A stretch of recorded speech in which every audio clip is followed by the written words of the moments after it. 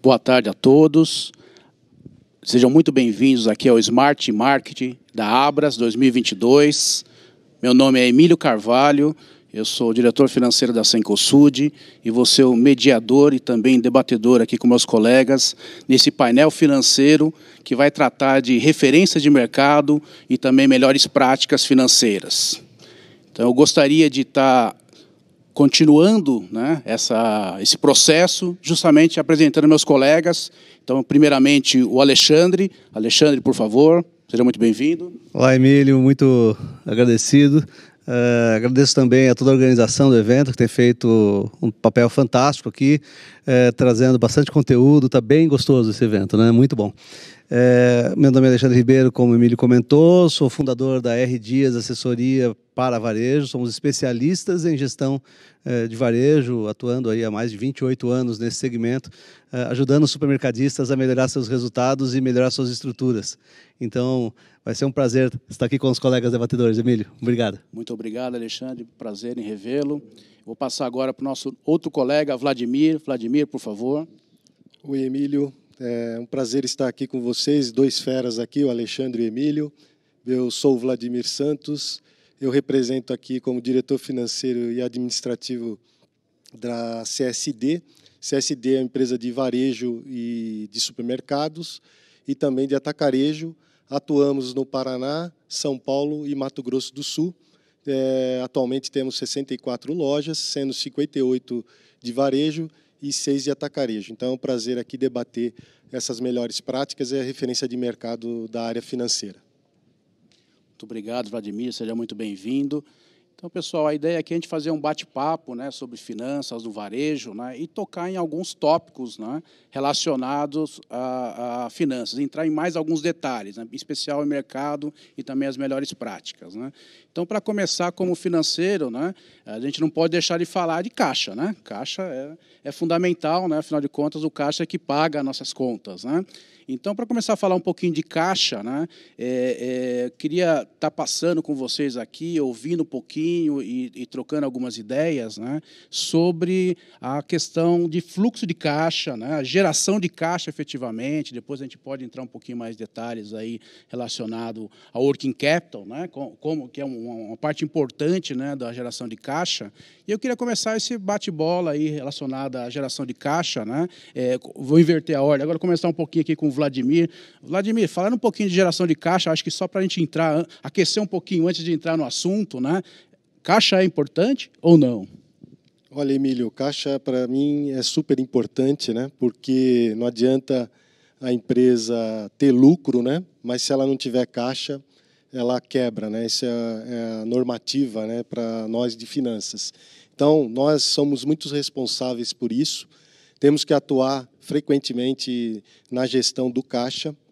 E um ponto principal que eu sugiro, né, quem está nos assistindo, é que a gente tenha orçamentos, né, e projeções de caixa, né.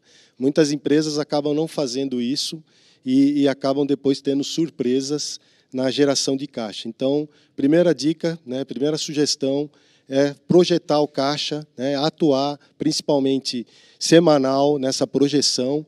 E quando você tem também uma perspectiva de crescimento muito grande, que hoje os varejistas estão crescendo, haja vista ontem no ranking da Abras, nós vimos, né, grandes varejistas, empresas, né, crescendo bastante da primeira à 25ª. Então, a projeção do caixa e o controle é fundamental. Legal, Vladimir, muito obrigado. Alexandre, se pensa diferente ou não? Olha, Emílio, a gente vem alardeando para todos os varejistas com os quais a gente tem relacionamento, Brasil afora, que, repetindo naturalmente o que foi colocado pelo Vladimir, você ter lucro sem ter caixa não serve para nada. A gente, complementando isso, a gente costuma dizer para o varejo o seguinte: se a partir do momento em que ele começa, por falta de caixa, a atrasar pagamento a fornecedores, basta que os fornecedores se encontrem em 2 ou 3 lugares diferentes, salinhas de compras normalmente, né, para um contar para o outro que isso está acontecendo. Num cenário como esse, se a empresa não conseguir restabelecer seu caixa, pode ser que ela eventualmente não dure algo em torno de 5 a 6 meses, porque começa a cortar suprimento, começa a cortar os pedidos, por causa da falta de caixa, falta de pagamento, e aí é ruptura que acelera tudo e o buraco aparece rápido, Emílio. Beleza, Alexandre. Agora eu vou aprofundar um pouquinho mais aqui na nossa discussão, né? E vamos começar a pensar um pouquinho. Ah, tá bom, mas imagine um supermercadista, uma pessoa que trabalha aqui no varejo de supermercado e está aqui nos assistindo e fala, tá bom, beleza, caixa importante, concordo, maravilha, né? Agora, onde eu vou visualizar, onde eu vou medir, né, se o caixa está? Quais são as métricas que a gente usa no mercado? Né? Obviamente, a gente pode falar aqui de fluxo de caixa, efetivamente, para quem é mais financeiro já tem essa visão, né? Mas vamos falar de indicadores aí de mercado. Né? Então, por exemplo, o EBITDA, né, que é uma visão que tem, né, alguns chamam de diversas formas, a gente é brasileiro, EBITDA, EBITDA, e aí vai, né? E assim, tem toda essa brincadeira com o nome, né? Mas se a gente for para a gente puxar um pouquinho da visão e começar a trazer todo mundo para o mesmo patamar. O que seria um EBITDA num patamar aceitável? Vou passar a bola primeiro para o Vladimir, depois vou ouvir o Alexandre. Por favor, Vladimir. É bom exemplificar, né, Emílio, o EBITDA, o EBITDA, depende de como se fala, né, mas o EBITDA, né, para mim e para muitos conhecedores, é importante dizer que é a geração de caixa operacional, né? Então, é uma métrica importante, internacional, que faz a gente comparar a nossa gestão com outras empresas do mercado, tanto nacional como internacional. E a gente vê, né, que o EBITDA ideal para uma empresa de varejo como a nossa, né, principalmente varejo alimentício, ele está em torno ali de 6% a 8%. Né? É um EBITDA razoável, é um EBITDA que todo mundo persegue para poder cumprir e fazer aquela geração de cash flow, né, que a gente fala de fluxo de caixa livre, se manter e se perpetuar e você conseguir fazer a gestão dos seus investimentos. Então, eu vejo aí que o caixa operacional, né, que a gente tem aí na empresa tem que ser sempre em torno dessa métrica, de 6% a 8%, para que ela consiga manter a geração e o fluxo de investimentos. Beleza, Vladimir, obrigado. Alexandre, você que trabalha com muitos varejistas, né, é consultor de várias, né, você tem visualizado esse 6% a 8% como um patamar razoável também? Emílio, a gente costuma fazer uma orientação, passar uma orientação para os varejistas, que é tentar fugir um pouco dos números médios, porque os números médios eles acabam não representando aquilo que é o melhor negócio. Então, a gente costuma dizer que, se você conhece os números do mercado, é apropriado que você procure estar no que a gente chama do primeiro decil, ou seja, entre os 10% melhores. E, nesse caso, os números que o Vladimir apresentou são os números mais perseguidos, os números que são coerentes e consistentes. E, quando você quer uma performance superior, aí você vai buscar os 10% melhores. Nesse caso, as empresas podem estar entre 9% e 11% de EBITDA. É bastante razoável que se procure isso. Mas não é o que a gente encontra, Emílio, em todas as empresas no mercado. A maioria, que a gente poderia chamar da moda, né? Não exatamente da média, mas a maioria tem apresentado números dentro desse intervalo, 6% a 8%. Não, faz sentido, né? O pessoal, as empresas objetivam sim chegar nos 10%, né? Mas realmente a prática de mercado aí das empresas que publicam, né, e que são de capital aberto tá dentro aí desse range apresentado pelo Cristiano de 6% a 8%, né? Mas realmente buscam mais e tem que buscar mais mesmo efetivamente, né? Agora, falando também de uma outra métrica ou outro indicador, né, que é o lucro líquido, né? Porque afinal de contas, né, quem é empresário ou quem está buscando trabalhar nesse segmento é do lucro líquido que sai dividendos, né? Então, é dali que sai o dinheiro para distribuir, né? Inclusive até dentro da legislação, né, para fins contábeis e societários, né? Eu vou inverter agora a ordem e vou passar para o Alexandre. Alexandre, dentro do que você também trabalha, sua experiência, né, o que você tem visto que seria um patamar, e sempre está passando essa visão aí para os colegas que estão nos assistindo, né, para que também a gente possa compartilhar, dar uma visão. De repente a pessoa está ali só com o mundo dele, não consegue visualizar de outro, a gente quer compartilhar, quer passar um pouquinho para eles. Compartilha um pouquinho com a gente aí do que a sua visão sobre isso, por favor. Legal, Emílio. Bom, seguindo a mesma dinâmica, os números de lucro líquido, para esclarecer, o lucro líquido é o vulgo última linha, né? Então, todo mundo vai lá, apura seu demonstrativo de resultado e na última linha tem o lucro líquido. A diferença entre o lucro líquido e o EBITDA está relacionado a três fatores importantes. Um deles são os impostos, nós temos depreciações, nós temos as despesas financeiras para quem tem endividamento, por exemplo. Então, o maior ofensor do lucro líquido depois de um bom EBITDA é justamente o endividamento. E aí entra um cenário bem delicado. Nos últimos tempos, o endividamento no varejo tem crescido muito e a gente tem que tomar cuidado com isso. Portanto, considerando esses números, eu vou falar de uma empresa sem endividamento, depois a gente até pode falar um pouco sobre esse tema, né, Emílio? Sem endividamento, o lucro líquido normal, aquele que a gente encontra com mais frequência, está entre 3 e 4, 3 e 4,5. Aquele que deveria ser o de ponta de lança, né, das empresas que estão entre as melhores, do primeiro pelotão, como a gente costuma brincar, esses estão entre 4,5% e 6%, algumas alcançando um pouco mais de 6%, 6,5%, e uma quantidade bastante pequena de empresas perto dos 7%. Isso que a gente tem encontrado no mercado. Obrigado, Alexandre. Muito bom ter essas diferenças, né, para a gente olhar, comparar, né? E eu vou passar um pouquinho, vou provocar aqui o Cristiano um pouquinho. Cristiano, perdão, desculpa, né? Vladimir, né, para provocar um pouquinho o Vladimir, né? Vladimir, e tirando a questão do EBITDA, que a gente falou, passando para a questão do lucro líquido, né? E se a gente for falar um pouquinho aí de capital de giro, né, ou working capital, ou como a gente costuma falar, tem várias expressões para isso, né? O que você pode compartilhar com a gente aí, o que seria uma boa experiência de capital de giro? Já antecipo que esse é um tema polêmico, tá, pessoal? Eu também vou entrar aqui na discussão, né? Também é um tema polêmico que tem várias visões, né? Por favor, Vladimir.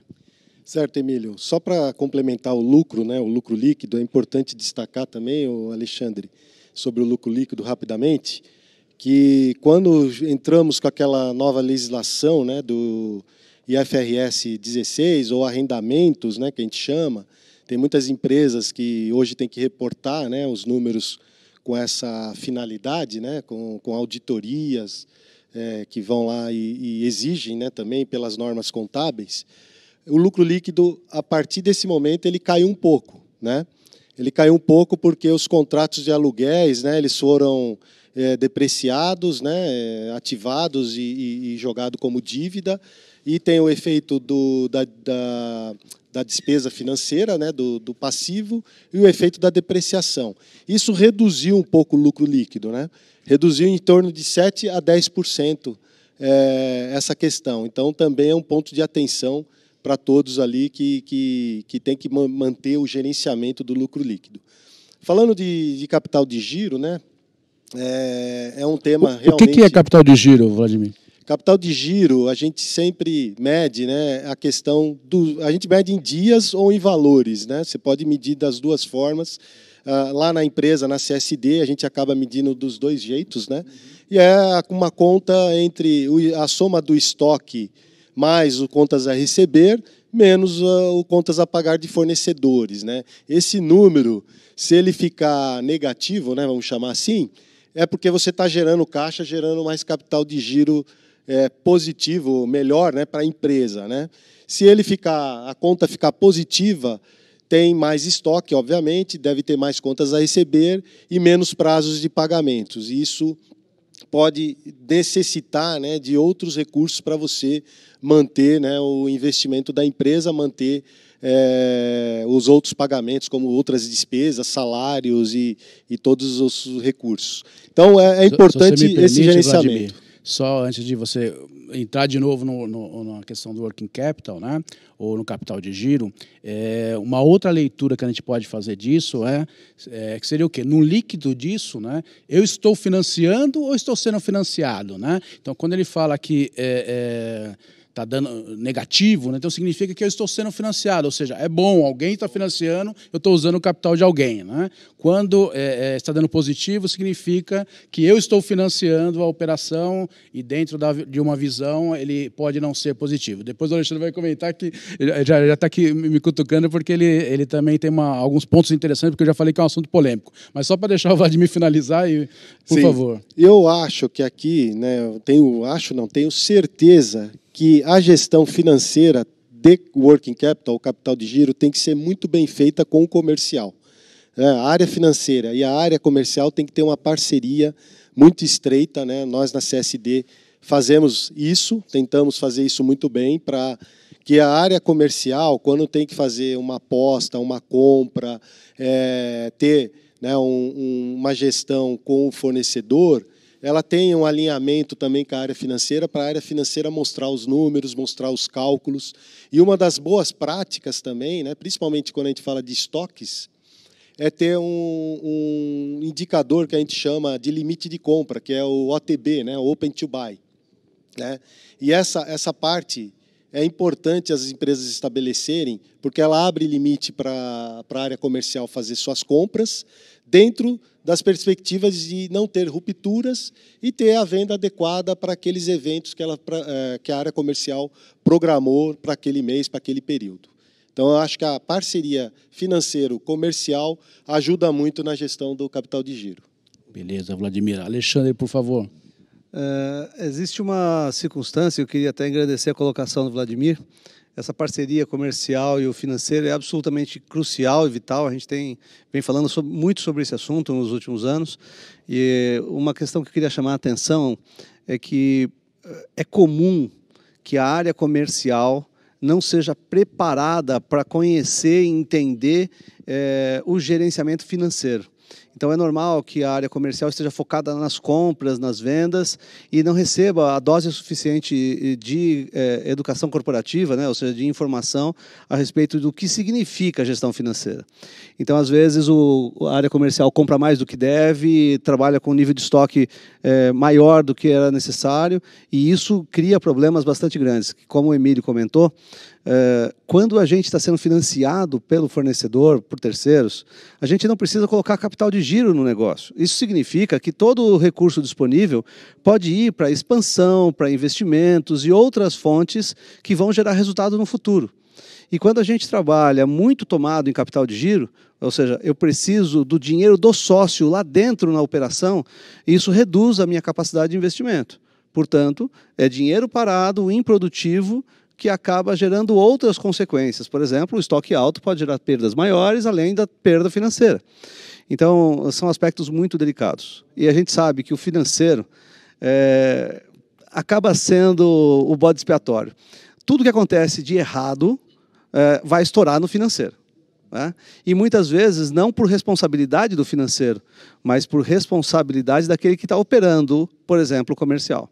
Nessa dinâmica, a gente tem visto que a maior parte das empresas com as quais a gente tem tido contato, chegam no R Dias apresentando um uso de capital de giro em torno de 16 a 18 dias.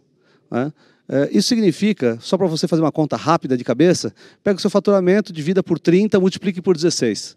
Essa é a quantidade de dinheiro que você tem parada, simplificando naturalmente, existe um cálculo um pouco mais preciso que isso, mas a quantidade de dinheiro que você tem parado na sua operação, ou seja, você está usando isso para que o seu negócio se mantenha. Esse número está longe de ser bom. Esse número ele costuma ser mais alto do que a gente gostaria. O ideal é que esse número tivesse abaixo de 6 dias de capital de giro. Significa que você estaria precisando apenas de 6 dias de movimento financeiro para poder garantir que seu negócio continua rodando. Mas, a gente sabe, para fazer isso no financeiro, não dá. Por que não dá para fazer isso no financeiro? Muito simples, não é o financeiro que compra, não é o financeiro que escolhe o prazo de pagamento a fornecedores. Portanto, no final das contas, isso fica muito complexo. E o financeiro acaba virando passageiro nessa história. Né? Aquele chato que vai botar o pé na porta do comercial quando está extrapolando as compras. Né? Então, para evitar que isso aconteça, o ideal é que a área comercial seja preparada, capacitada para entender desses conceitos. Veja, a área comercial não precisa ser uma gestora financeira, mas se ela não entender dos conceitos que estão relacionados ao impacto que ela traz na operação, pode ser que falte caixa. E como o próprio Vladimir colocou, e o Emílio ressaltou aqui com muita propriedade, o caixa é tudo no negócio. O caixa é o sangue do negócio. Sem isso, o negócio não opera. É isso aí, Alexandre, é isso mesmo. Né? E por que eu falei que é polêmico? Né? Porque dentro da discussão aqui está claro que o caixa é importante, né? E que é importante eu ter eu usar o dinheiro dos outros, não usar o meu. Né? Mas existem situações e situações. Né? Então, como financeiro, a gente sempre vai defender que a gente gere caixa, né? Que a gente tenha uma sobra, né? Do capital de giro, mas existem exceções ou situações, né? Que tratam, por exemplo, de oportunidades. Né? Então, isso significa que, olha, sempre estoque tem que estar baixinho. Não, eu posso ter oportunidades que precisam ter um pouco mais de estoque, né? Então a gente tem o tema aí, por exemplo, da inflação recentemente, né? Então, com a inflação subindo aí, o fornecedor trazendo por uma questão de mercado efetivamente, né? Os custos subindo, né? Trazendo um custo de 5, 10% a mais no aumento do produto, né? É melhor eu manter meu estoque baixinho ou é melhor eu comprar um pouquinho mais daquele produto pontualmente, né, que se subir o preço eu já tenho uma condição? Teve falta de produto também no mercado, né, por questões da pandemia, né, disrupção da cadeia, que é um fator importante, né? Exatamente. Então, se quiser comentar um pouquinho, Alexandre e Vladimir, fica Tem uma perspectiva muito interessante sobre isso, Emílio. O que é melhor? Ter o estoque alto e aproveitar todas as oportunidades que existem, ou eu trabalhar de uma forma um pouco mais enxuta?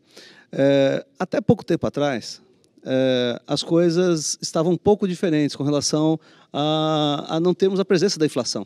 Só que, se vocês forem fazer uma continha bem simples, vão perceber o seguinte: a inflação ela foi praticamente reduzida de forma drástica, né, quase extinta, em 94. De lá para cá, já se passaram praticamente 28 anos.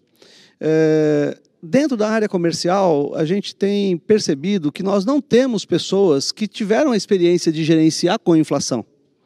Inclusive, recentemente, a gente fez um webinar a respeito desse tema, bastante bem mencionado, inclusive.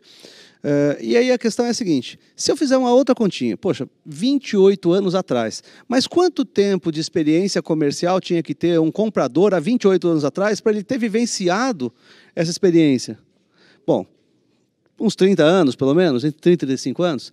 Então, nós estamos dizendo que para um comprador ter a experiência de lidar com a inflação no seu dia a dia, ele tem que hoje ter alguma coisa perto de 58 anos, pelo menos. No mínimo. Senão ele realmente não teve experiência nenhuma. Tem que ter vivência, né? Tem que ter vivência, tem que ter vivência. Deixa eu puxar só um outro tema dessa parte mesmo, né? Que é o quê, né? E aí vou pedir, né, para vocês ver se vocês concordam com a minha conclusão aqui desse tema, né? Eu acho que a solução para isso é o quê? Avaliação, muita comunicação entre financeiro, comercial e equilíbrio, né? Lembrando, né? Eu comprei muito estoque e estou usando o meu capital, ou estou pegando dívida para estar fazendo isso. Tem juros, o juro subiu, a taxa Selic subiu, dobrou, né? Do ano passado para cá. Então tem que ter equilíbrio. Esse é um assunto que a gente pode ficar, ainda está conversando um pouquinho antes, a gente pode ficar 2 dias aqui falando sobre esse assunto, que é muito interessante e muito valioso, né? Mas existe vários certos, né? Eu posso estar com um pouco mais de estoque, eu posso estar gerando, tendo como foi comentado, de ter uma visão, um working capital negativo, ou seja, estou usando o dinheiro dos outros, né? Então isso é bom, né? Que eu não boto meu dinheiro, né? É bem interessante, mas acho que a gente podia, e eu gostaria só de ouvir rapidamente se vocês concordam, né? Acho que uma definição é equilíbrio. Sim, Emílio, o equilíbrio é importante, né? Além de working capital que a gente falou, do lucro, né? A gente sempre vê aí também a questão, né? Uma dos pontos que ajudam também no fluxo de caixa, né? É a antecipação de clientes, né? Que muitos usam aí risco sacado, né? Enfim, que dá também para ajudar na diminuir, né? O cliente, os recebíveis, né? Melhora, né? Gera esse financiamento aí que a gente fala, né?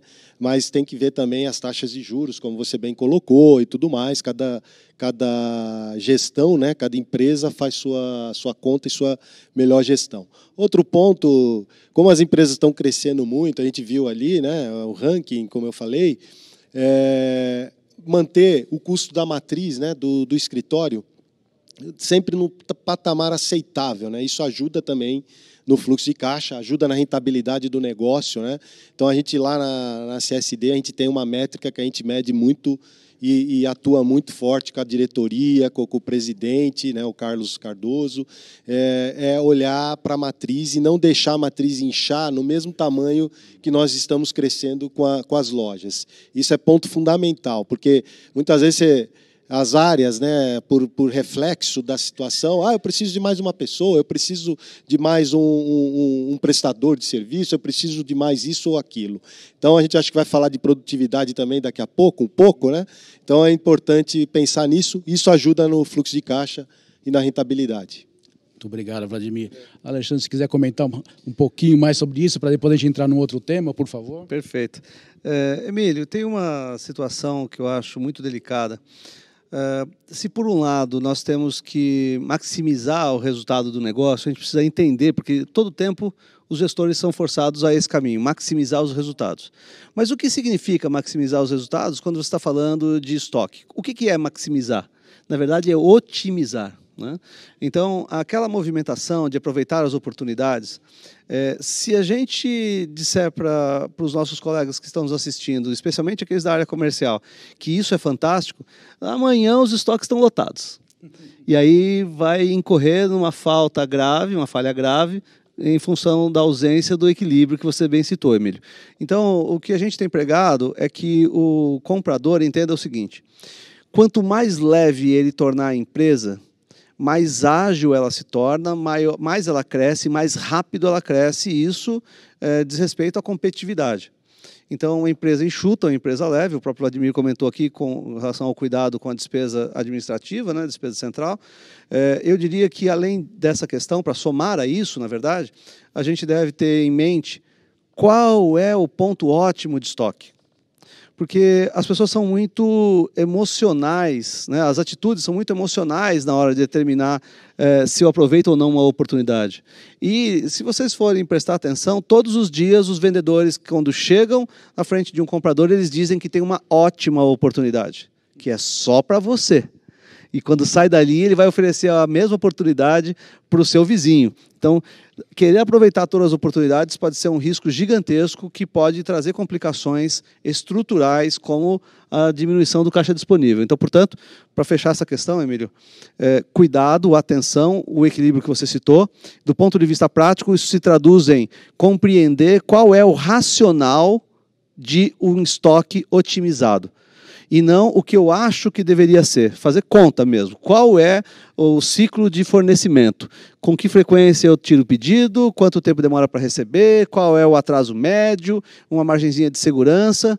E a quantidade de vezes que a gente chega numa empresa, Emílio, e vê que o fornecedor visita a empresa semanalmente, demora 3 dias para entregar. Ele poderia ter uns 13, 14 dias, por exemplo, de estoque, e ele está com 35, 38. Então, aí a coisa complica. Aí onera bastante, né? Onera muito, bastante, né? Onera muito. Então para não puxar nem para um lado para o outro, por isso que a gente citou aqui o equilíbrio, né? Então, o comercial tem que discutir, tem que buscar essa parte, o financeiro tem que buscar essa parte também, né? Como a gente falou de working capital, a gente citou a questão aí de fluxo, de antecipação de recebíveis, a gente citou a questão de risco sacado, que são alternativas aí financeiras que podem melhorar o working capital, né? Agora, já que a gente falou nisso, de alternativas financeiras, né? Tem muitas empresas investindo, né, ampliando, crescendo o negócio, né, e muitas vezes ela precisa captar, precisa ir para o mercado, né, buscar um dinheiro, né, uma dívida, né, para poder crescer, né. E eu gostaria que vocês comentassem um pouquinho, se você puder comentar um pouquinho, né, a questão de, olha, qual que seria o patamar razoável? Depois a gente entra um pouquinho na questão de que tipo de captações que podem ser feitas. Se você puder comentar um pouquinho qual seria um patamar razoável de dívida, quer dizer, olha, faz sentido eu me endividar até quando, né? E também, obviamente, né, para quê? Né? Não vou me endividar só porque eu quero me endividar, né? Tem que ter uma finalidade, né? Emílio, essa é uma equação muito importante, né, que todos nós da gestão financeira tem que estar apoiando, né, a diretoria e os acionistas, né?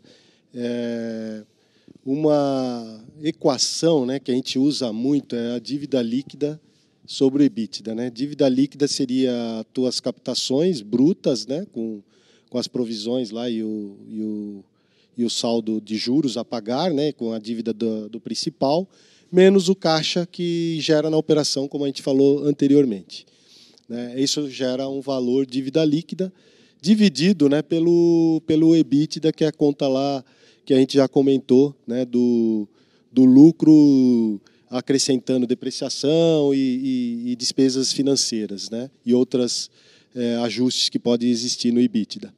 Então, isso tem que ser uma equação onde você tenha, pelo menos, né, o que a gente discute lá internamente na CSD, com os nossos acionistas, com o conselho, no máximo 2,5 vezes, né, vezes, né, a dívida líquida sobre o EBITDA. Essa é a equação que a gente persegue não ultrapassar isso. Quando você começa a ultrapassar isso, muitas vezes tem covenants, né, que tem contratos que você faz com captações. Garantias, né? Garantias. Seriam os covenants e as garantias que você dá para os bancos. Né, ele coloca lá um patamar para você também não deixar ele desconfortável. Né? Quando você começa a alcançar perto desse patamar, você já tem dificuldade de explicar e até pedir o waiver. Né? Você tem que pedir um waiver, uma negociação de flexibilização, né, dos contratos para não vencer antecipadamente. Mas um patamar para varejo de alimentos, como a gente vê, 2,5 vezes, acho que é um teto razoável. Não, beleza. E isso é como os analistas financeiros também, né? Como os analistas vão avaliar isso, não só o banco, para pensar se vai te conceder mais crédito ou não. Gostaria de fazer alguma consideração nesse sentido, Alexandre, por favor? Eu quero deixar aqui o meu viés sobre esse assunto. Né? Eu tenho uma pegada mais conservadora. Então, o meu raciocínio basicamente é o seguinte: se a gente olhar para 2,5 vezes o EBITDA, o que acaba acontecendo é que a gente chega numa circunstância em que a estrutura de capital vai fazer com que eu tenha pelo menos 20% a 25% da minha receita comprometida, entre aspas, né, com referência, comprometida com o endividamento. Nesses patamares, eu precisaria gerar mais de 4,6 pontos percentuais de geração de caixa para que eu tivesse condições de fazer frente, pagando juros, fazendo a amortização apropriada disso, e alguma coisa nessa ordem, mais de 4,5 pontos percentuais para entregar para a dívida, naturalmente a empresa já tem que ter um patamar de resultado muito alto para que ela não fique estrangulada. Eu já estudei alguns casos de varejo de médio e pequeno porte, e a gente costuma dizer o seguinte: quando essa empresa tem alguma coisa perto de 18% da sua receita como endividamento, só para eles terem uma referência, o que está acontecendo é que ela está com os 2 dedos dos pés, com os dedos dos 2 pés para o lado de fora do barranco, perto do precipício. Porque raras são as empresas com algo perto de 18% a 20% de endividamento sobre a sua receita que regressaram. Então, os casos que ficaram e os casos que regressaram, o que a gente tem estudado, é que esse patamar ele é perigoso. E muitas vezes, inclusive porque nem sempre a empresa dispõe de profissionais com o preparo técnico de vocês e com a experiência de vocês no mercado financeiro, no setor financeiro. Né? Muitas vezes a própria família está tocando a gestão financeira e não dispõe de todas as técnicas, todos os recursos para compreender essa relação de forma apropriada. E às vezes o investimento é tomado de uma forma meio precária e isso pode trazer um nível de risco altíssimo para o negócio. Talvez a gente possa dizer, né, que se tiver, vamos dizer assim, uma profissionalização um pouquinho maior, talvez possa chegar nesse patamar. Não tendo essa profissionalização, talvez seja mais arriscado. Posso extrair essa leitura, né? Exatamente isso. Eu, numa pegada mais conservadora, eu diria o seguinte: se chegar nesse ponto, tem que ser muito bom para regressar. Só para complementar, Emílio, rapidinho, a gente também não pode, né, se endividar por se endividar, né? Se endividar por conta do capital de giro, porque nós estamos comprando mais, por exemplo, né, tendo mais estoque e tendo que... Tem que ter um propósito. Tem que ter um propósito. A dívida, geralmente, é para investimento que vai trazer retorno, né? Então, nós vamos falar, acho que um pouco dos investimentos, retorno, né? Mas sempre fazer essa equação. Não adianta você se endividar para ter capital, para suprir o capital de giro que a gente falou anteriormente. Senão, isso é danoso para o negócio e não tem precedente, como você falou. Perfeito. Vou fazer uma leitura sobre isso, falando exatamente a mesma coisa com um outro olhar que é bem interessante. Quando a gente faz o investimento tem que ser para crescimento, não para caixa. Né? Porque eu estou gastando demais, porque eu estou com o líquido baixo. Não é isso. Né?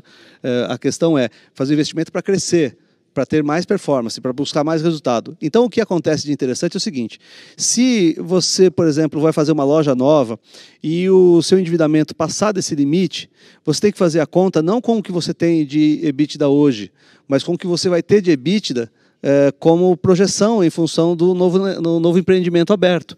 Porque aí o teu patamar de EBITDA vai crescer, o teu patamar de receita, de resultados e tal vai crescer. E se crescer, o endividamento que você está fazendo a conta agora pode ser que ele fique menos representativo nesse crescimento, quando as bases de comparação forem maiores e você já estiver tendo retorno sobre isso. Portanto, as contas ficam favoráveis. Portanto, é interessante. O timing para você considerar qual base eu uso de cálculo, ele deveria considerar a projeção de resultado que você vai ter. É isso aí. Isso aí. Não, legal, pessoal. Bom bate-papo aqui, né? Deixa eu perguntar agora para vocês uma outra coisa. Já que a gente falou de necessidade de captação, né? Fazer um bate-bola rápido aqui, né? Vamos lá, Vladimir, vamos contigo, né? Que tipo de captações que eu posso fazer? Que modalidades eu poderia fazer de captações? Olha, Emílio, tem muitas captações, tem as normais, né, que os bancos oferecem, que é de capital de giro, né, que você vai lá e faz a captação por uma taxa, né, específica. Tem aquelas estruturadas, né, que a gente acaba fazendo com alguns bancos, né, de debêntures que você pode estar lançando no mercado, o CRI também, que você lança, CRA, está aparecendo muito, né, esses dias, essas modalidades. Só que quando você fala desse tipo de captação, você tem que fazer outra conta, né, que não é só a taxa, né, que você vai ter o custo da estruturação que você tem que ter auditoria, né, para fazer uma debênture. Uma governança, né? Você tem que ter um advogado para fazer o contrato, analisar teus números, tem exigências legais como ambiente, práticas de corrupção, então são coisas mais complexas. Anticorrupção. Né? Práticas de anticorrupção. Só para esclarecer. Corretamente, né? É isso aí. Então, tem sistemas, né, que você tem que atender para conseguir, né, entrar nesse mercado aí. Tem também M&A, né, que você pode ter compra, né, da parte da empresa, né, com Private Equity, hoje estão entrando bastante, né, comprando um pedaço da empresa, injetando dinheiro para fazer o crescimento. Às vezes é um dinheiro mais barato, tem IPO, né, que agora deu uma esfriada, mas estava muito aquecido, né, antes da pandemia, ali meados da pandemia. Então, tem algumas formas de você conseguir estruturar financeiramente e ter um capital acessível para a empresa. Hoje, as empresas, eu vejo, né, em relação a uns 10 anos atrás, nós temos muito mais formas de captações ou fontes do que antes, que eram os bancos tradicionais, aqueles 4 bancos, né, que ficavam ali disponíveis e muitas vezes não dava nem acesso ao capital. O pequeno empresário acabava não conseguindo ter acesso. Hoje parece que as fontes estão mais favoráveis e injetando mais dinheiro na economia. Obrigado. O Alexandre gostaria de complementar, dar a sua visão? Sim, bem leve um complemento. O mercado ele está se tornando cada dia mais competitivo. E a gente percebe isso no dia a dia, que a empresa não pode ficar parada nos modelos que ela já executava antes. Então, a perspectiva é, se o mercado está mais competitivo, você vai ter que sofisticar cada vez mais o seu modus operandi. E isso significa que você não vai apenas pedir para o gerente de banco ajuda com empréstimos, né, com financiamentos. Essas operações que você citou, Vladimir, muitos varejistas ainda não olham para elas de forma apropriada. E são ótimas alternativas, tem que entender cada um. Mas perceba como isso impacta na necessidade de capacitação, de estruturação da sua área financeira. Porque uma área financeira que gasta 80% a 90% do tempo com contas a pagar, receber, ou seja, fluxo de caixa, ela provavelmente não vai conseguir se dedicar o suficiente para investigar, para entender e aprender como essas operações funcionam. Então, isso é muito importante para o futuro da empresa, para que o futuro da empresa seja mais consistente. Portanto, aplicar essas técnicas, usar essas modalidades de financiamento, implicam em que você se profissionalize, você se desenvolva, que a empresa tenha mais recursos e conhecimentos práticos para poder operar isso. Não, legal. Vou puxar o seu gancho, né, para um outro tema que a gente precisa falar, para que o pessoal de finanças possa ter foco nesse, vamos chamar assim, estratégico, né? Que é ver o negócio, ver a operação, avaliar o working capital, avaliar se precisa captar, que forma captar, se profissionalizar, né? Ele e a equipe, né? Falando da equipe de finanças, efetivamente, né? Tem que deixar de fazer trabalho manual, né? Tem que procurar trabalhar mais com a cabeça do que trabalhar mais com os braços, né? Então, um pouco disso. E nesse gancho, eu queria ouvir um pouquinho de vocês. A gente tem visto muita coisa no mercado, né? Tem várias soluções de automatizações de processos, robotizações. O pessoal com certeza já ouviu falar nos RPAs, né? E está em voga e é muito efetivo. Eu já posso falar por experiência própria, que a gente usa lá na Cencosud, né? Tem vários processos automatizados, robotizados, e tem muito mais por vir. Eu queria ouvir um pouquinho de vocês aí, tanto na experiência de empresa, como na experiência de consultoria, que tem passado por vários clientes. O que vocês têm visto nisso, né? O que vocês poderiam compartilhar sobre essa experiência? Depois eu compartilho algumas também com o pessoal. Ótimo. É inevitável que a gente tenha que trazer mais produtividade, uma vez que o mercado aperta os preços que a gente vai ter que praticar, as nossas margens ficam menores, eu tenho que buscar produtividade em algum lugar. E nas operações de retaguarda, de back-office, existem muitos processos manuais ainda. Então, nós estamos falando de digitalização da economia, mas as pessoas pensam que digitalização implica só em você ter um e-commerce. Mas não, você tem que voltar para dentro de casa, olhar para a sua retaguarda, olhar para dentro e entender quais são os processos que são automatizados e quais ainda não são. Então, uma dica, quando você olhar para uma planilha Excel em uso na sua área financeira ou qualquer área do back-office, né, da retaguarda, da administração central, você pode ter certeza que você, naquele momento, está com baixa produtividade. Isso deveria ser sistema integrado ou os RPAs, que são robôs que automatizam processos manuais. Basicamente, aquilo que uma pessoa faria, o robô faz. Aquilo que uma pessoa faria, um aplicativo, um software, acaba executando pelo ser humano. E isso tem sido utilizado em diversos processos da retaguarda. Entendo isso como um caminho sem volta, entendo isso como uma forma de resolver quando você tem que levar um dado, uma informação de um sistema para o outro, que depende de um movimento manual, quando você precisa fazer determinadas movimentações dentro do próprio ERP, mudanças de telas e tudo mais, isso tudo pode ser automatizado. Então, eu vejo com ótimos olhos, é ganho de produtividade, é foco, e a gente passa a dar uma razão prática para a digitalização, olhando para dentro de casa também. Beleza, por favor. Só para você ver, né, Alexandre, a gente consegue botar um robô para trabalhar 24 horas por dia, né? A gente não consegue colocar um colaborador, um funcionário para trabalhar 24 horas. Então, se você define bem os processos como você colocou, né, lá na CSD a gente tem alguns processos já trabalhando com o robô, né, e ganhando produtividade e melhorando a eficiência dos trabalhos, da exatidão, né, que a gente precisa ter. Tem lá na área de tesouraria, parte de cartões de crédito, conciliação, busca de análise de informação de cartões e bandeiras. Tem na área fiscal e centralização de recebimento fiscal, que é importante, né? Hoje você tem várias lojas, então você centraliza num único lugar, você não precisa ter, no nosso caso, 64 lojas, 64 pessoas ou mais em cada loja, você tem lá uma central, né? Tem na parte da folha de pagamento, que a gente está fazendo um trabalho lá. Então, o nome já diz, né? RPA são processos repetitivos, né? Quando você tem processos repetitivos que exigem que uma pessoa fique fazendo a mesma coisa, você coloca um robô lá que ele vai fazer e vai trabalhar esse tempo todo em favor da tua produtividade. Beleza, boas contribuições. Eu vou contribuir um pouquinho também, né, com a experiência que a gente tem lá na Cencosud, né, e só para citar, e é importante para dar para os colegas do outro lado também, que também tem as mesmas práticas, a mesma situação que a gente tem também, né, o RPA, gente, ele pode facilitar a vida de muitas coisas. Veja só, um pedido de compra, você consegue validar quando o fornecedor emite um XML, você consegue validar, o XML é a nota fiscal eletrônica, tá, pessoal, para quem não conhece, você consegue validar antes de chegar a mercadoria no seu centro de distribuição, na sua loja, que aquela mercadoria está de acordo com o seu pedido. Aí, quando chega na loja, você tem a eficiência de só botar para dentro. Confere a quantidade e bota para dentro, né? A gente consegue receber antecipadamente, por exemplo, notas fiscais de serviço, né? A gente consegue trabalhar para receber antecipadamente notas fiscais de fatura, né? Conta de água, conta de luz, conta de telefone. Ou seja, ninguém precisa ficar digitando isso, né? Você pega isso eletronicamente e bota dentro do seu sistema. Então, são alguns exemplos, algumas ideias para quem não está aplicando ainda, né? E agradeço muito aí pela contribuição de vocês.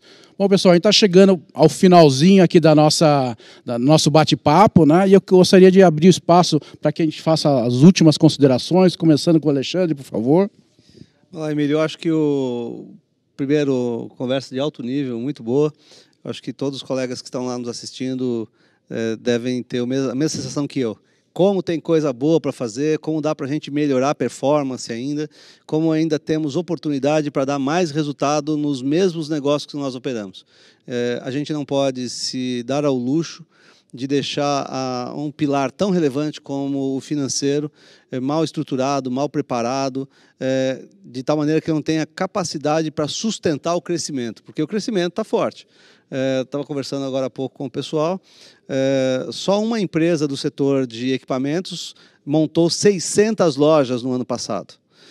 Existem só conhecidas quase 750 lojas previstas para abertura nesse ano. Então, o mercado vai ficando cada vez mais apertado, cada vez mais difícil. Portanto, eu acho que não é só no comercial, não é só na operação que a gente tem que buscar preparo, fortalecimento e capacidade de competir, mas sim também nos processos financeiros. Isso é absolutamente vital. Portanto, recomendo fortemente que as empresas olhem para isso com mais atenção e possam evoluir sua área. Alexandre, muito obrigado. Vladimir, por favor. Ok, Emílio, eu queria agradecer aí a todos que nos ouviram, né, assistiram a gente aqui nesse painel de finanças, agradecer a Abras, agradecer esses dois feras aqui por estarmos aqui juntos nesse debate importante, passando um pouco da experiência, né, um pouco da visão da área financeira e das referências, né? E eu acho que um ponto, né, que você tocou, Emílio, que é a questão do equilíbrio, eu acrescentaria também nesse contexto a produtividade, né? A palavra da vez do ano de 2022, com tantas dificuldades, tantos desafios, inflação alta e tudo mais, né? Agora, pandemia acabando, mas chegando uma guerra. Então, a palavra da vez é produtividade. Então, eu peço que todas as empresas e o pessoal que esteja nos assistindo ou vai nos assistir depois, né, que vai ficar gravado, pense na produtividade, que é o que a gente está trabalhando muito forte hoje lá na CSD. Muito obrigado. Então, agradeço a vocês dois. Um grande prazer estar compartilhando esse momento aqui com vocês, compartilhando com o pessoal experiências, né? Todos temos muitas, né? Agradeço a Abras pelo convite e continuem aqui no Smart Market Abras, que tem mais outra sessão financeira na sequência. Muito obrigado e um grande abraço.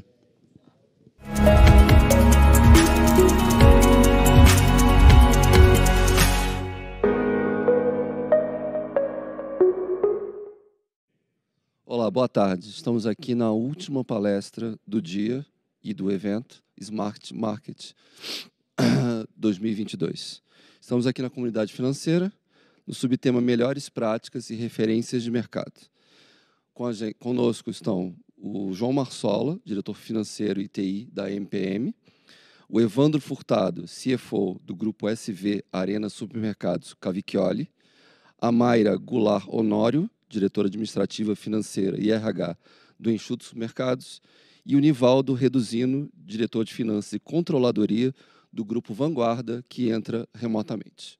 Boa tarde e boa conversa. Bom, boa tarde a todos. É um prazer estar aqui nesse evento tão bacana que está acontecendo.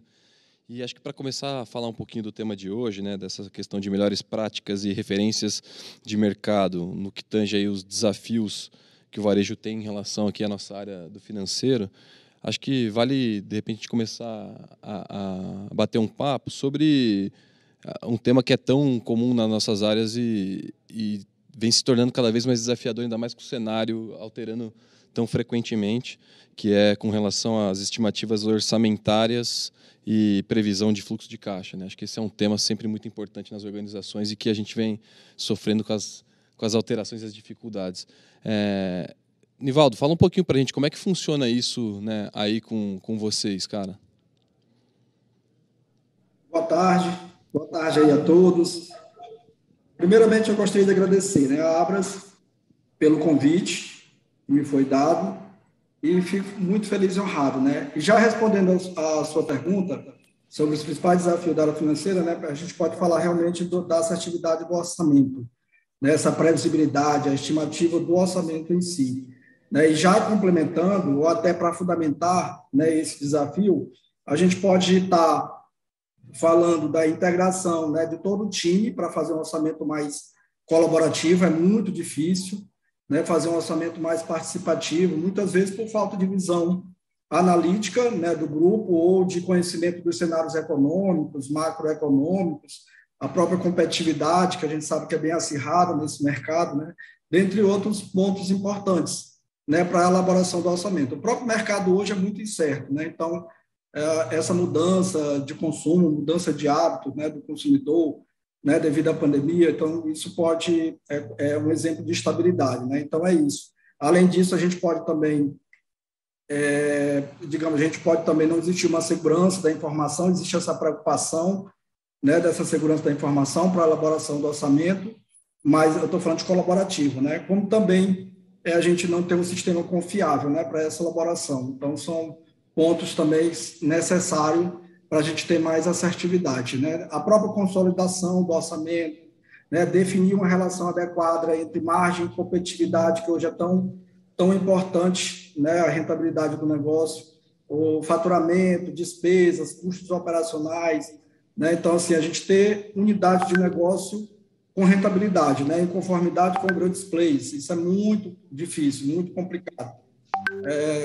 Como é que o mercado trabalha? Então, essas relações são bem desafiadoras, né? Então, um conjunto de fatores que torna bem desafiador a previsibilidade do orçamento, né? Eu acho que é por aí.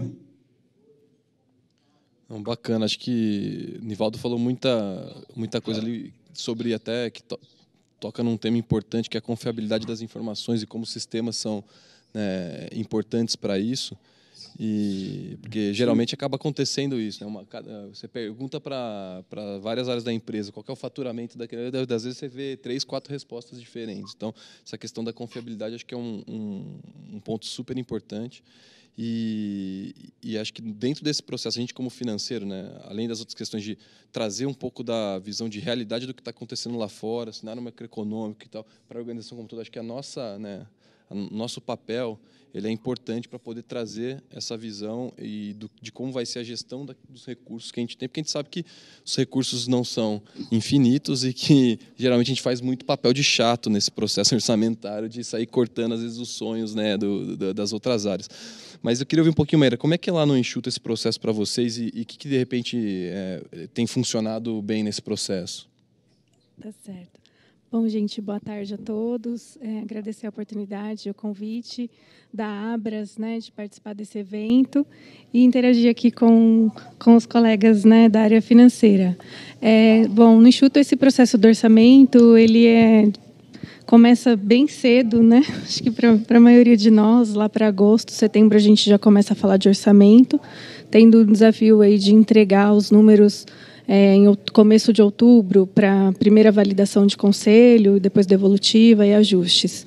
E é um processo que a Controladoria lidera, coordenando as áreas, como o Nivaldo bem colocou, né, que a gente tem que ter uma interação, uma participação de todos. A gente começa com vários pontos, digamos assim, paralelo, né, tanto as metas principais aí de vendas e crescimento, né, de vendas, como vai ser o posicionamento de margem, até chegar no final aí com a meta do lucro, e passando por uma análise muito importante do cenário da nossa região, onde a gente está inserido, que é no interior aqui de São Paulo, o movimento dos concorrentes, né, dos nossos competidores, aberturas de loja e também essa questão do comportamento do cliente, que hoje está fazendo supermercado em vários lugares, né, que não são supermercado e a gente tendo que lidar com isso, tendo que tentar prever um pouco esse comportamento que muda a cada dia e que está também na internet, né, no e-commerce, nos aplicativos, enfim. Então, a gente tenta ter essa visão de mercado também, trazer um pouco isso para o orçamento, para que as equipes possam ter essas informações e a gente tentar ser um pouco mais assertivo. Falando nessa questão dos dados que você trouxe, João, lá a gente conseguiu, além de muitas planilhas que acredito que todos nós trabalhamos, a gente também conseguiu colocar bastante coisa no nosso BI. Então, muita coisa é trabalhada no próprio BI e os números que são consolidados são sempre daí divulgados pelo BI. E isso fica no ambiente restrito interno, né, principalmente da liderança e das áreas, sempre orquestrado pela controladoria. E depois do orçamento validado, ele também sobe para o BI e é através do BI que faz o acompanhamento daí diário mesmo, muitas vezes por loja, por indicador.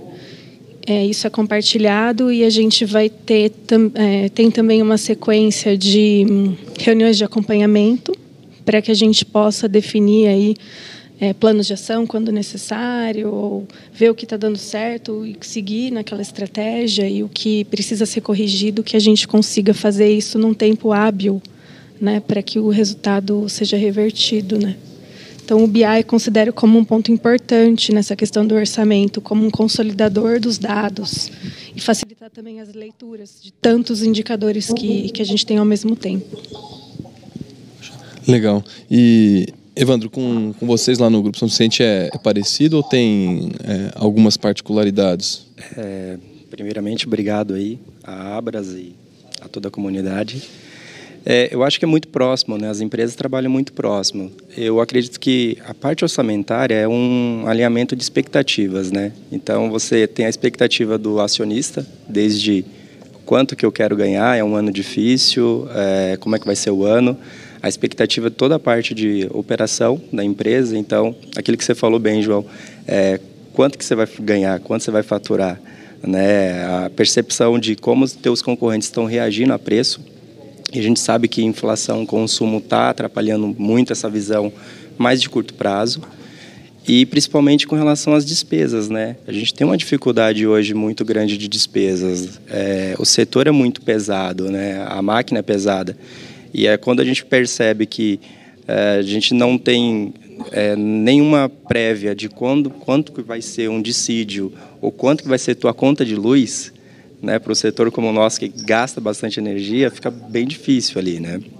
Então, eu acho que começa o padrão técnico é igual, acredito, para todas as empresas, e umas têm mais tecnologia, outros menos, mas acho que a dificuldade de prever, né, desde um cenário de juros, um cenário de despesa, eu acho que é a maior dificuldade aí para todo mundo, né? Então, é meio que a gente tem que prever realmente cenários aí e tentar acertar o cenário que seja mais conveniente para a empresa, mas que seja com o menor risco possível.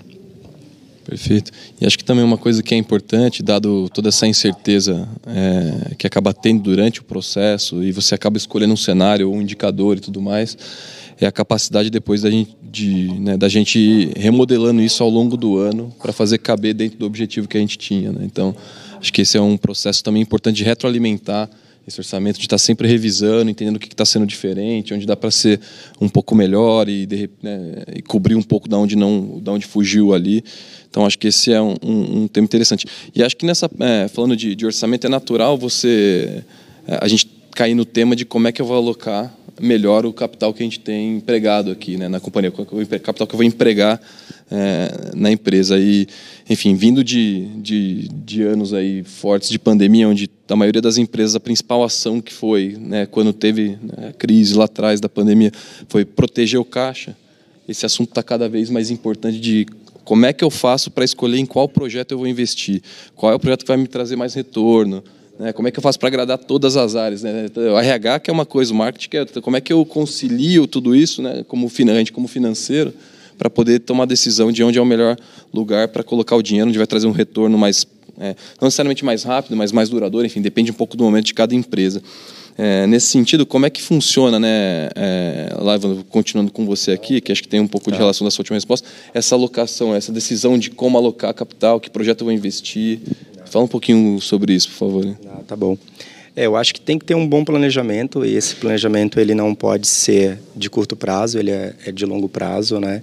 E a gente, como gestores aí de todo o capital gerado, a gente tem que saber as brigas que a gente vai comprar, né?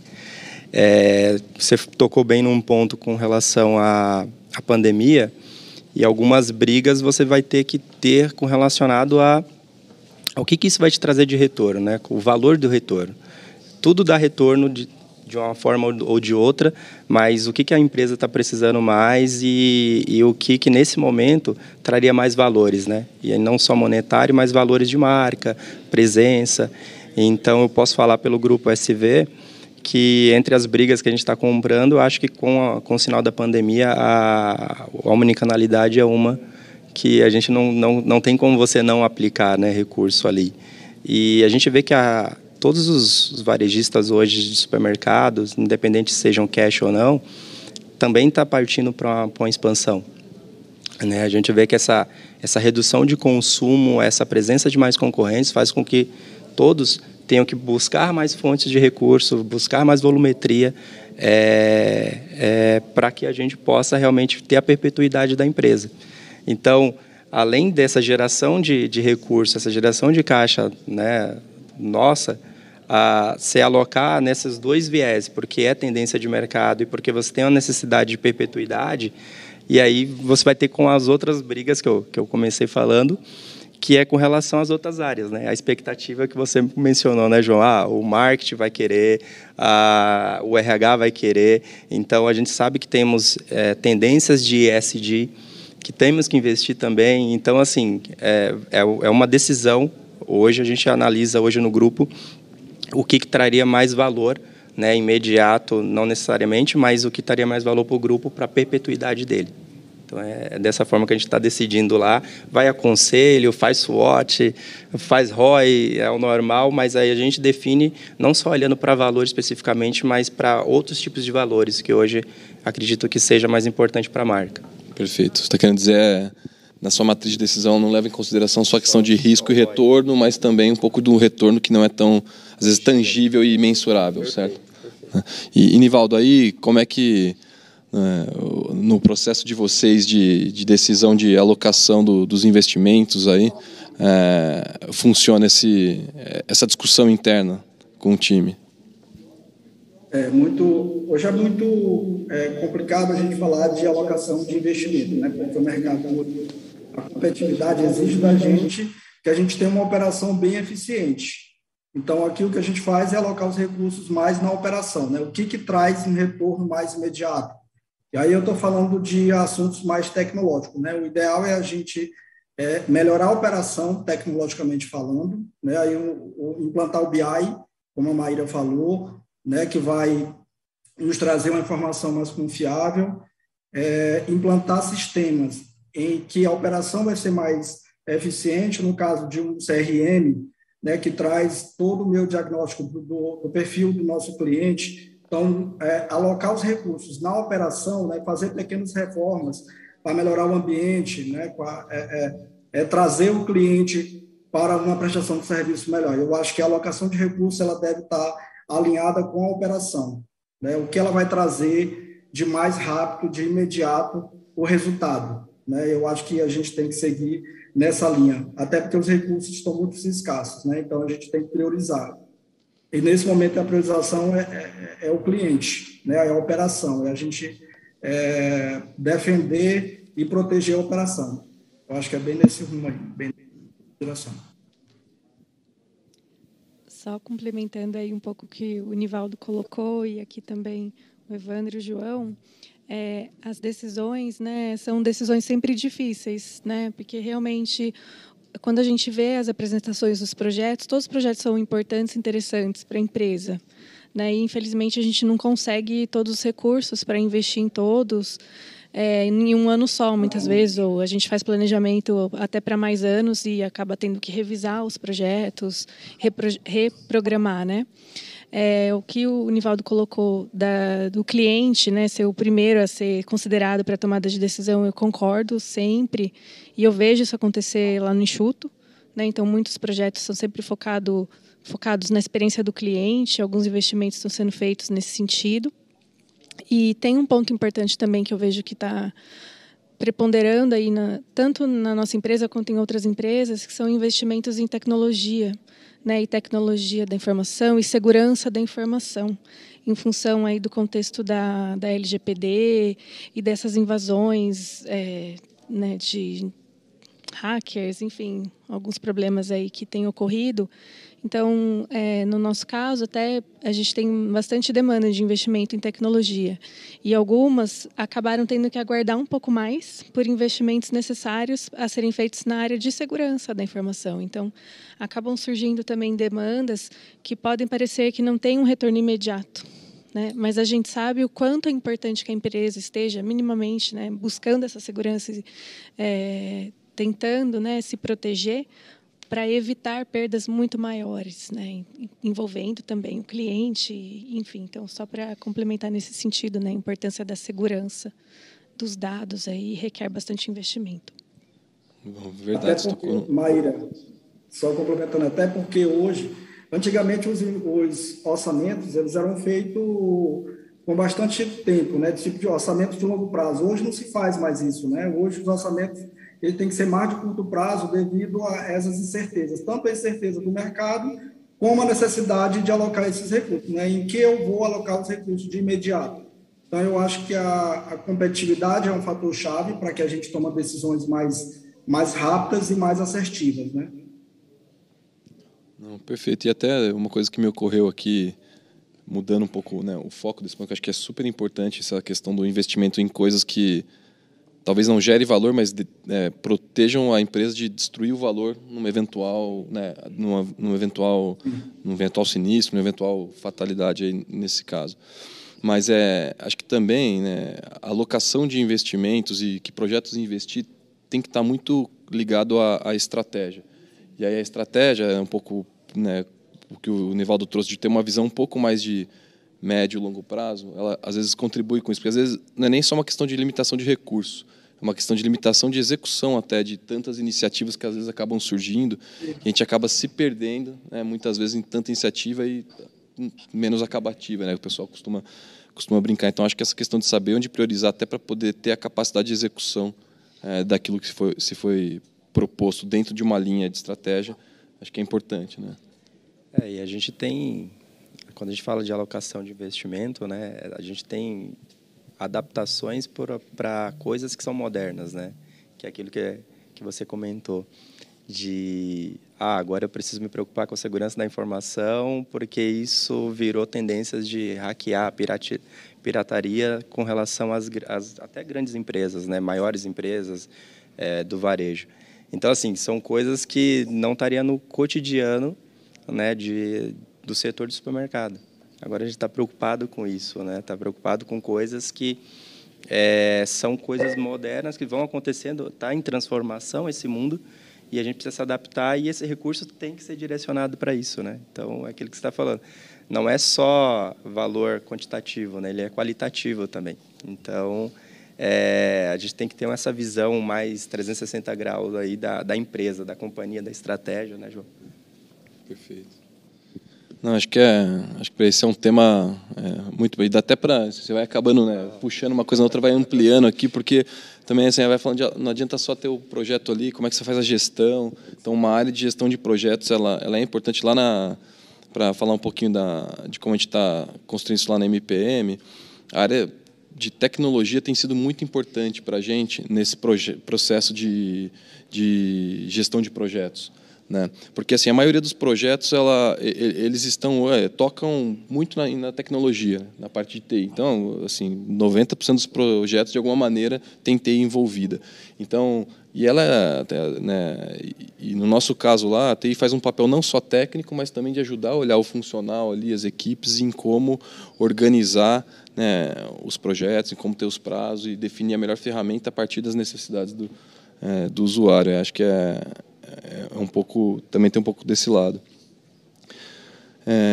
Enfim, acho que tem um outro tema importante, a gente acabou, de certa forma, falando dele aqui, que acaba sendo um desafio enorme, né, não só para o nosso setor, mas para o país como um todo, que é o próprio cenário macroeconômico, microeconômico, e como isso vem impactando no consumo das famílias, em como eles consomem nos supermercados, desde mudança de tipo de produto, né? Às vezes você reduz um pouco a marca, muda os hábitos de consumo para uma marca que tem um preço inferior, enfim, como é que isso, enfim, queria entender um pouquinho, né, Maíra, como é que vocês se adaptam a essas mudanças de hábito de consumo, atrelados a uma mudança, né, na economia que acaba impactando o bolso do consumidor que está lá na nossa loja?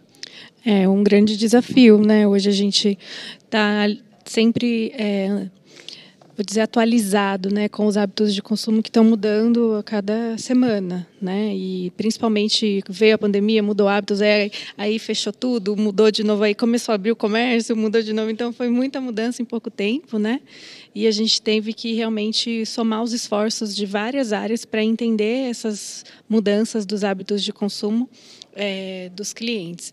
Então, o que a gente tem lá na empresa? Tem um departamento que chama Inteligência Comercial, que faz bastante mapeamento, né, dos hábitos de consumo, através da leitura aí dos dados, né, com relação aos produtos que a gente comercializa. Então, as categorias que estão crescendo, as que nós estamos perdendo, por quê, né, em quais lojas. Então, são leituras muito cruzadas, envolvendo tanto as categorias quanto as localidades, né, e os tipos de loja que a gente tem. Um outro ponto importante também são as pesquisas com clientes, que são feitas, né, pelas nossas equipes lá de marketing e de sucesso do cliente, para entender o que o cliente está valorizando, né, e o que ele está priorizando também no consumo dele. Outras leituras são feitas dentro dos relatórios do próprio CRM, né, que traz aí muita informação, né, para a gente, é muito rico em dados para análises, para que a gente entenda, né, o crescimento de alguma categoria e a queda de alguma outra, e também as próprias equipes de loja, né? A gente fala muito de dado e de retaguarda, mas basta a gente também andar um pouco na loja e conversar um pouco com a equipe, a gente pega bastante informação sempre, né? Operadora de caixa sempre comenta alguma coisa, porque tem aqueles clientes que são cativos e vão sempre e comentam. Então, tem muita coisa também que a gente fica sabendo ali no dia a dia. Então, eu vejo que são várias frentes ao mesmo tempo que se complementam e que vão trazer para a gente o que está acontecendo com os nossos clientes, mas não só com os nossos clientes, porque a gente tem que estar sempre querendo aumentar a nossa base de clientes, né? Então, tentar entender também como que a gente pode atrair novos clientes e por que tal tipo de cliente não frequenta ou deixou de frequentar. Então, tem muitas leituras aí com relação ao nosso público que a gente faz e precisa continuar fazendo para tentar entender todas essas mudanças que ocorrem, né, com o e-commerce, com as lojas especializadas, né, para não falar sempre do cash and carry que também levou aí, continua levando bastante público, né, em função também do cenário e das mudanças que esse setor trouxe também, né, que eles aplicaram. Legal, acho que tem um pouco do que você trouxe, que a gente como financeiro, às vezes o pessoal, né, não dá para ficar só dentro do escritório, às vezes tem muita coisa que você acaba aprendendo ali no chão de loja e trazendo até para o teu olhar depois ali do dia a dia, ajudando nessa parceria com as áreas de negócio, com a área de operações, como é que ajuda eles, né, o pessoal com algum insight específico a ter uma execução melhor ali na ponta. Tá? Então, acho que a gente também tem um papel, quer dizer, não só de vilão, né, na organização, mas também de parceiro ali na contribuição com o dia a dia. Comenta um pouquinho, né, lá com vocês ali no Grupo SV, como é que funciona, por favor. Falando um pouquinho desse cenário mais macro, né, e microeconômico aqui, que está impactando diretamente, independente do setor, né, o supermercado em si ele é um bem de primeira necessidade, mas nem por isso a gente também não sofre, né? Então, diretamente falando, acho que a dificuldade as mudanças de tabela de preço, isso impacta diretamente o nosso consumidor. Ele tem viés de consumir menos ou ser aquele que a gente chama de o ofertista, né? É o cara que vai em vários supermercados e só te compra aquele que te dá menos margem, mas que para ele tem o menor preço.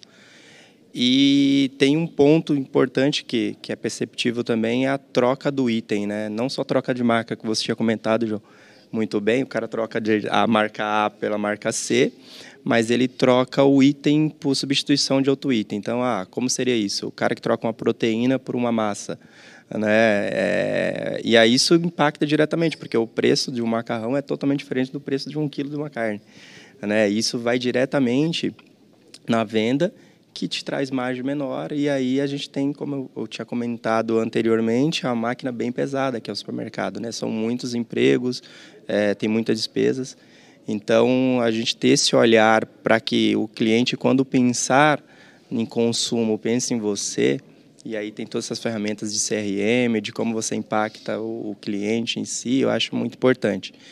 Mas também fazer essa venda agregada, né? Se ele trocou algum item, poxa, o que eu consigo colocar nessa cesta dele? Então, a gente está impactado diretamente por essa redução de consumo, né? A gente viu recentemente aí o IPCA mais alto desde 95, né? É um impacto em toda a cadeia.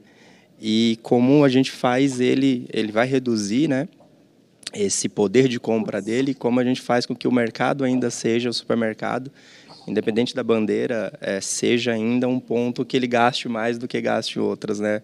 Porque a gente vê um aumento do gás, né, chegando a 10% do salário mínimo. Então, como é que eu ainda consigo fazer ele gastar mais com alimentação, seja dentro de casa, né, não seja fora? A gente já deve ver esse movimento agora da redução das saídas do pessoal. Mas como é que eu me torno atrativo para ele, né? E como eu não vou cair minha receita, minhas vendas, com essa demanda menor, essa troca de produtos da cesta do consumidor. Perfeito. E é um cenário de constante mudança, e que você tem que estar sempre olhando e ajudando, acho que na minha opinião, a entender o que está acontecendo com o seu negócio através dos números, dados, resultados, né, que categoria que está... E ajudar isso a criar, né, eventualmente, planos de ações ou mudanças na estratégia de execução, de operação comercial, né, servir também essas áreas e ajudar na visibilidade do que, olhando para um cenário como está hoje, a gente consegue extrair maior valor, né, maior rentabilidade, né, daquilo. Nivaldo, como que funciona aí para vocês esse tema em relação a esses impactos que vem tendo aí no consumo das famílias? Como é que está sendo aí especificamente, você que está numa região diferente da nossa, né, que está aí mais ao norte do país, me explica para nós, está mais impactado, menos impactado, como é que vocês reagem também ao dia a dia dessas mudanças? Eu ouvindo vocês falando aí, né, e você falando da região, mas assim, quando se fala em cenário macroeconômico, é o mesmo cenário, né? É o mesmo cenário como um todo. A única certeza que a gente tem é que o mercado é muito incerto, né? E assim, a pandemia ela nos ensinou muito essa vulnerabilidade, né? Essas incertezas. Então a Mayra foi muito feliz aí quando ela falou da inteligência comercial, né? Hoje o papel do comercial é muito importante dentro desse cenário financeiro também, né? Quando a gente fala de perfil do consumidor, do bem ser essencial, né? A gente sabe que eles mudaram, o perfil mudou bastante de consumo, né? O hábito de consumo. Então, existe uma pesquisa mais frequente de preço, existe uma mudança rápida de produto, né? Então, a área comercial, a inteligência comercial, ela tem que fazer uma revisão do seu estoque constantemente, né? Principalmente quando você trabalha com formatos diferentes, né? Formatos de unidade diferentes.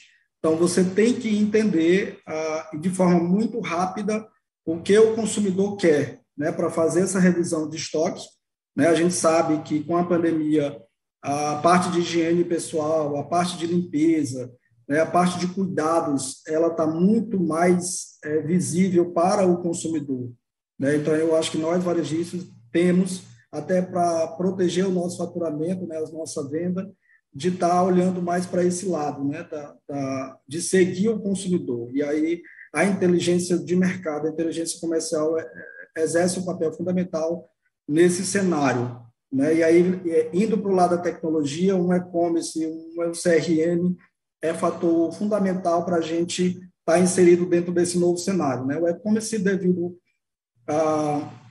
essa, digamos assim, essa reclusão, né, temporária que houve com a pandemia, e o CRM para a gente conhecer melhor o nosso cliente, né? Então eu acho que é por aí, né? O trabalho nosso também é de ver, entrar dentro do comercial para a gente tentar encontrar uma saída para a proteção do nosso faturamento, né? Da nossa venda e da permanência do consumidor nas nossas lojas. Legal, Nival. E, enfim, acho que está chegando nos instantes finais aqui do nosso painel. Queria ouvir um pouquinho, Meira, como é que está a tua visão olhando para frente aí para o restante do ano, olhando para os, né, um pouco mais aí para o futuro, como é que vocês estão enxergando aí o mercado de maneira geral? Bom, uma pergunta bem difícil, né? No ano de eleição, de várias questões aí econômicas, políticas, um cenário bem assim, a gente vê o mercado de certa forma se movimentando muito, né, nas nossas regiões, mas a gente está num momento agora de revisão um pouco do que a gente orçou para 2022, já começando a olhar um pouco para 2023, repriorizando projetos, né, revalidando aí as nossas prioridades. Uma coisa muito importante que a gente tem feito é retomar alguns investimentos na área de treinamento, né, olhando um pouco para as nossas equipes, né, então a gente também está isso sempre foi uma coisa bastante positiva no Enxuto, e a gente está com esse movimento agora bem forte, está sendo bem positivo. Isso está trazendo uma energia positiva para as equipes, o que está sendo interessante. O desafio está grande com relação ao que foi delineado em termos de metas e o atingimento, né, das metas, mas a gente está investindo em novos projetos. Então, tem algumas iniciativas que até foram faladas aqui no Smart Market, com relação a um carrinho inteligente que vai ser lançado na nossa loja de Campinas. A gente teve uma mudança na nossa plataforma de e-commerce. Temos as nossas lojas de mini mercado inteligente, que também teve uma forte expansão aí até o ano passado. Esse ano a gente está vendo aí a retomada dessa expansão. E outros projetos estratégicos, como foi falado também aqui por vocês, né, a importância do planejamento estratégico está norteando as ações, né, da empresa. Claro, tem momentos que a gente tem que desacelerar algum projeto ou acelerar o outro, surge um imprevisto, alguma coisa que não estava tão mapeado no orçamento, mas que foi necessário investir. Mas é dessa forma, é bem dinâmico, João, não tem assim algo que eu possa te falar que esteja bem definitivo, né? A gente está no momento com uma visão mais de curto prazo para ver o que a gente vai o que nós vamos seguir para 2022 e revalidar aí para os próximos anos, mas queremos expandir. Então tá bom. Complementando, eu acho assim, é um ano que a gente tem vamos aqui no Brasil ter um efeito de guerra, né, mais no segundo semestre, principalmente na parte agrícola. Tem a eleição que você falou super bem, tem Copa do Mundo, né? E eu acho que a estratégia do grupo São Vicente, na verdade, não só enxergar no curto prazo, né? É seguir ainda as diretrizes mais longo do prazo. Tem toda uma linha de proteção, de ser mais conservadores com relação aos números atuais, né? Números que eu falo de mercado mesmo, mas sem perder a visão mais longo prazo. Se a gente for olhar no curto prazo, você fica muito pessimista. Então, dentro das tendências que a gente quer seguir, esse investimento em tecnologia, esse investimento em omnicanalidade, essa necessidade de expandir, que eu acho que vem do setor mesmo, né, até para ter esse aumento de consumo, já que o consumidor reduz, né, a cesta dele, é o norte que a gente está seguindo aí em termos de planejamento. Legal. E, Nivaldo, e você aí, como é que está enxergando esse restante aí de ano, olhando um pouco mais à frente? Na verdade, nós atualmente estamos trabalhando bastante os nossos custos operacionais, né? Eu acho que a gente tem que ficar olhando sempre por esses custos. Eu acho que é um fator fundamental para a gente se manter competitivo no mercado. A gente está investindo também em tecnologia, né? Agora a gente vai investir mais em tecnologia voltada para a área de treinamento, né? A área de treinamento é uma das nossas prioridades esse ano, principalmente treinamento da operação, né, da área operacional, e investimentos também em pequenas reformas. A gente está com um plano de reformulação das nossas unidades, então a gente está aí com um plano de reformas em nossas unidades para redefinir a nossa marca e trabalhar, olhar para o futuro, como a Mayra falou, a gente está mais olhando para o curto prazo, né? Então a gente está aí fazendo uma revisão orçamentária já para o meio do ano, para garantir a nossa rentabilidade, né? Mas olhando sempre para o cliente, né? Olhando o CRM, olhando o e-commerce, olhando esses aspectos tecnológicos para a gente poder estar bem competitivo e estar inserido nesse mercado. Legal. Mas acho que é um pouco isso, né? Um cenário de bastante, né, desafio, dificuldades, mas acho que onde também acabam surgindo oportunidades para a gente estar aqui olhando e gerando valor para o nosso negócio. Bom, a gente está chegando ao fim do nosso painel. Gostaria de agradecer ao público que nos assistiu, agradecer aqui a presença do Evandro, da Maíra e do Nivaldo de longe aí, mas presente também. E, enfim, toda a organização da Abras e desse evento maravilhoso que está sendo o Smart Market, pessoal. Uma boa tarde a todos.